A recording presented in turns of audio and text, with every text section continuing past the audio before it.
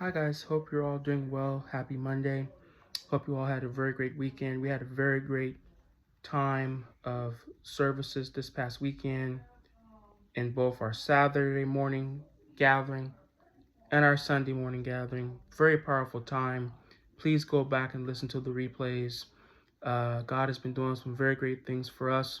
I want to take the time today to just encourage all of the men out there.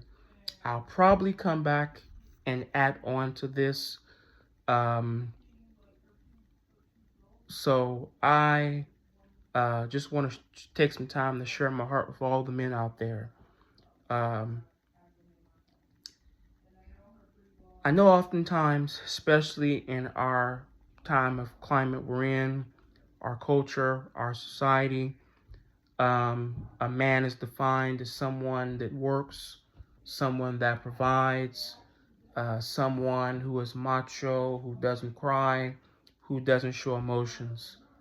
But when God created man, when God created mankind, first thing he said was, let us make man in our image and his likeness. So we were made in God's image and his likeness. Then when God created Adam, Adam had the mind of God. He had the spirit of God. God told him to dress the garden, to keep it. He gave him dominion. Of course, when Adam had sinned and disobeyed God, he asked Adam a question. He says, where are you? He wasn't asking that question from a natural point or a natural state. He was asking that question spiritually. So I'll come back and share more, but briefly, I just want to encourage all the men with, where are you spiritually? Do you know where you are? Do you know where you are spiritually in your life, emotionally, financially, right? I would encourage you and admonish you to identify first where you are. Where are you in your walk with God? Where are you mentally, emotionally, physically, financially? Where are you first?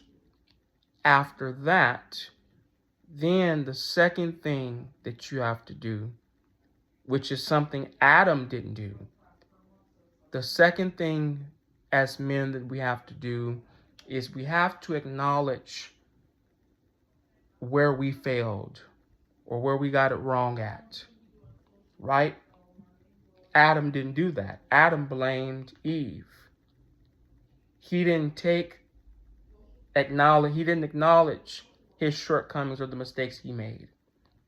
So first, examine, identify where you are.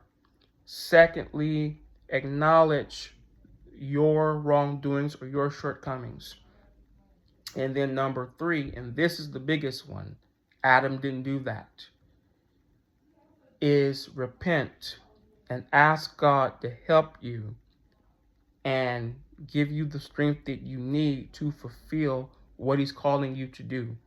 Because as men, we have a purpose. And our purpose is more than just working a 9 to 5, making money, raising kids, being a husband, being a father, being a son, being a brother. It goes beyond that. As men, our assignment and our call, our purpose is to be a witness, is to bring people, bring souls to a saving knowledge of Jesus Christ. That is our purpose. That is what God has called and is calling for all of us as men to do.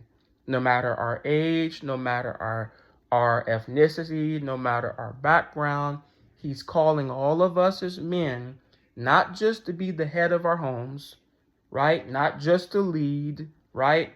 But to be who God is calling and desiring for us as men to be.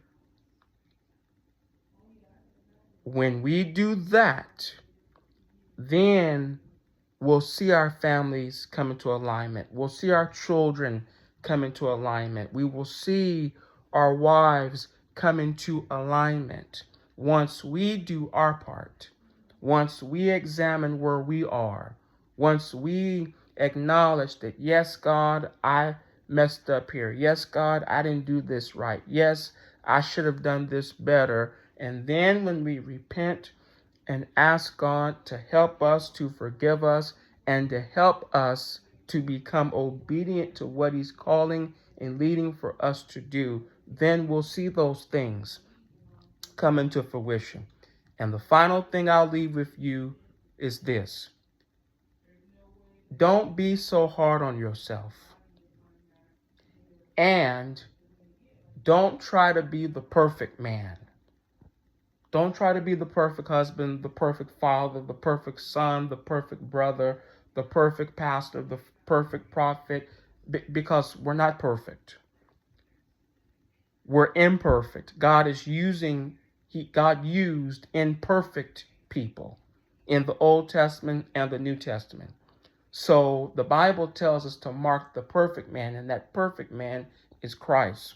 So as we set our eyes as men, as the head of our homes, as fathers, as husbands, as we look to Jesus and set our eyes on Christ, He will help us.